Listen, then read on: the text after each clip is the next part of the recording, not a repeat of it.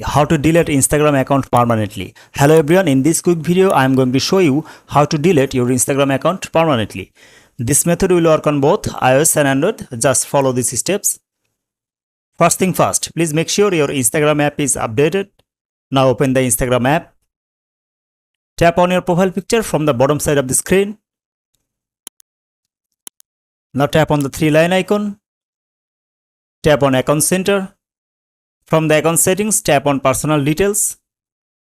Now tap on Account Ownership and Control. Next, tap on Deactivation or Deletion. Tap on your Instagram profile name. Now tap on Delete Account. From this list, choose any reason why you would like to delete your Instagram account. Don't worry, choose any option from this list. It really doesn't matter. At this stage, tap on Continue.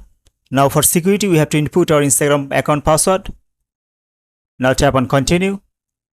And this is the final step. Tap on Delete Account. If you would like to recover your account, then you have to log in within next 30 days. Alright, thanks for watching this video. If you found this video helpful, don't forget to subscribe to this channel and hit the like button. I will see you in the next video. Till then, take care.